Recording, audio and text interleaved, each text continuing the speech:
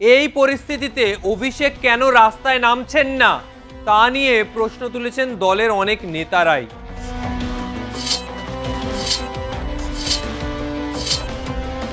নিরাপত্তায় কোপ পড়ার পরই শনিবার প্রথম কালীঘাট এলাকার বাইরে পা রাখছেন অভিষেক বন্দ্যোপাধ্যায়।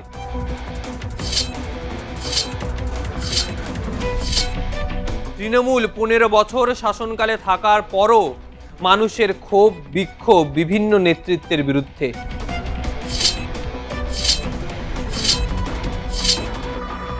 এত ভয় অভিষেক বন্দ্যোপাধ্যায় কালীঘাটের বাইরেই পা রাখতে পারছিলেন না।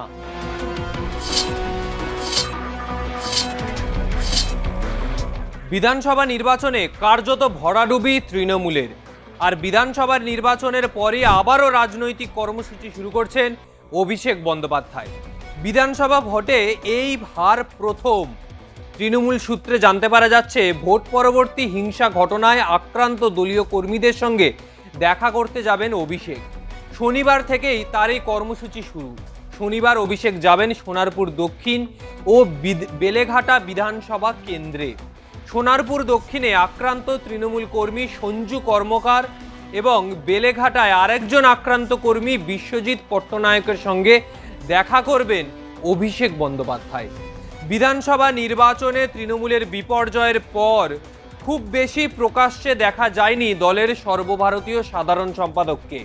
এমনকি কালীঘাটে মমতা বন্দ্যোপাধ্যায়ের বাড়ি সংলগ্ন অফিসে হওয়া বিভিন্ন বৈঠকগুলিতেও অবশ্য যোগ দিয়েছিলেন তিনি। সংবাদ মাধ্যমেও ছিলেন সক্রিয়। নিটের প্রশ্ন ফাঁস এবং সিবিআইয়ের পরীক্ষায় অনিয়ম বিভিন্ন সংক্রান্ত জিনিসে তিনি টুইট করেছেন। তবে ফলতার পুনর্নির্বাচনে প্রচারে যাননি তিনি। তৃণমূল প্রার্থী জাহাঙ্গীর খান লড়াই থেকে সরে দাঁড়ান।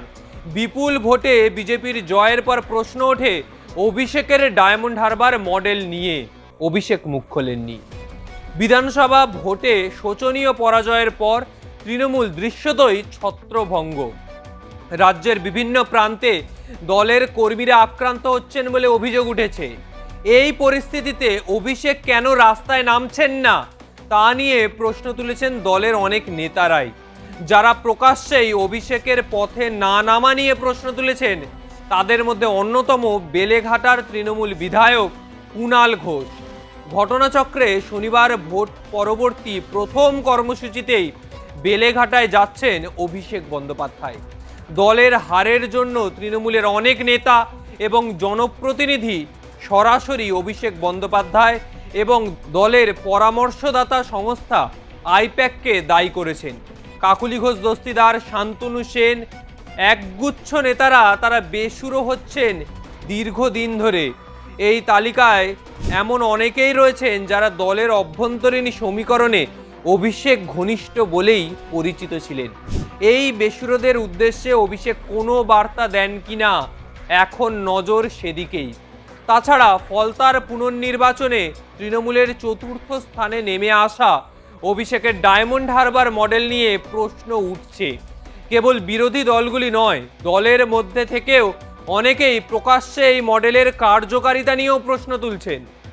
এর আগে অভিষেক Z+ নিরাপত্তা পেতেন, কিন্তু রাজ্যে নতুন সরকারের সিদ্ধান্ত নিয়েছে কেন্দ্রীয় স্বরাষ্ট্র মন্ত্রকের বিধি মেনে যার যেটুকু নিরাপত্তা পাওয়ার কথা সেটুকুই দেওয়া হবে। একজন সাংসদ হিসাবে যে নিরাপত্তা পাওয়ার কথা অভিষেক বন্দ্যোপাধ্যায় তাই পাবেন। নিরাপত্তায় কোপ পড়ার পরই শনিবার প্রথম কালীঘাট এলাকার বাইরে পা রাখছেন অভিষেক বন্দ্যোপাধ্যায়। ভোটের পর প্রথম কর্মসূচি থেকে তিনি কি বার্তা দেন এখন সেদিকেই নজর। অভিষেকের এই সফর প্রসঙ্গে মুখ খুলছে বিজেপি। দলের মুখপাত্র প্রণয় রায় তিনি বলছেন, আমরা সরকারে আসার পর কোনো হিংসায় মদদ দিইনি। 2021-এর ভোটের পর যা হয়েছিল তার পুনরাবৃত্তিও হয়নি। তারপরেও সাধারণ মানুষ তৃণমূল নেতাদের মারধর করছেন। আমরা দেখেছি অভিষেকের বাড়ির সামনে মানুষ ক্ষোভ বিক্ষোভ দেখিয়েছেন।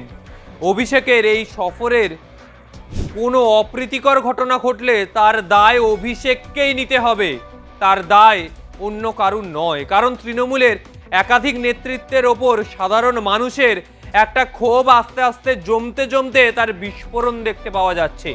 যেই ক্ষোভ গত 15 বছর ধরে জমেছে তার বহিঃপ্রকাশ এবার হয়তো হচ্ছে বলে ভারতীয় জনতা পার্টি মনে করছে। তবে 4 মে নির্বাচনের রেজাল্ট বেরোলো, আর সেই 4 মের পর 30 মে প্রায় বলা যায় 25 দিন অভিষেক বন্দ্যোপাধ্যায় কালীঘাটের বাইরেই পা রাখলেন না। কালীঘাটের মধ্যেই সীমাবদ্ধ থাকলেন অভিষেক বন্দ্যোপাধ্যায়। এই 25 দিন কেন বেরোলেন না কালীঘাটের বাইরে? দলীয় কর্মীরা যারা তৃণমূলের জন্য নিজের জীবন লড়িয়ে ভোট করিয়েছেন, দলের পতাকা পুঁতেছেন, বিভিন্ন জায়গায় দেওয়াল লিখেছেন, তারা যখন আক্রান্ত হলেন, অভিষেক বন্দ্যোপাধ্যায় তখন কালীঘাটের বাড়িতেই বসে, কালীঘাটের বাইরে তিনি পা রাখতে পারছেন না। এই ধরনের রাজনীতি এর আগে গোটা বাংলার বুকে হয়তো দেখতে পাওয়া যায়নি। আমরা এর আগেও দেখেছি 2019 সাল লোকসভা নির্বাচনে কার্যত তৃণমূল সেই রকমের ফলাফল করতে পারল না, কিন্তু তারপর একাধিক নেতৃত্ব যারা মাঠে নেমেছেন, সুব্রত বক্সী, কুণাল ঘোষ, অভিষেক বন্দ্যোপাধ্যায়, মমতা ব্যানার্জি এবং তৎকালীন তৃণমূলে থাকা আজকের মুখ্যমন্ত্রী শুভেন্দু অধিকারী, তিনিও রাস্তায় নেমে নন্দীগ্রামের বিভিন্ন জায়গায় গেছেন। পার্থ চ্যাটার্জি বিভিন্ন জায়গায় গিয়ে তারা সভা করেছেন, যারা ঘর ছাড়া তাদের ঘরে ফেরাতে চেয়েছেন, কিন্তু এত দিন সময় নেননি। অভিষেক বন্দ্যোপাধ্যায়ের নেতৃত্বে এই যে 25 দিনের ব্যবধান, সেই ব্যবধান বহু নেতৃত্ব যারা কর্মীরা রয়েছেন তাদেরকে আজকে প্রশ্নচিহ্নের মুখে ফেলছে যে এত দিন অতিক্রান্ত হয়ে গেল, কেন তাদের নেতা তাদের পাশে এসে দাঁড়ালো না? কেন তাদের নেতা কালীঘাটের বাইরে বেরোতে পারলো না, যেখানে কর্মীরা নিজেদের ঘরে ঢুকতে পারছে না, যেখানে কর্মীরা আজ ঘর ছাড়া অভিষেক বন্দ্যোপাধ্যায় নিজের ঘরের বাইরে বেরোতে পারছেন না?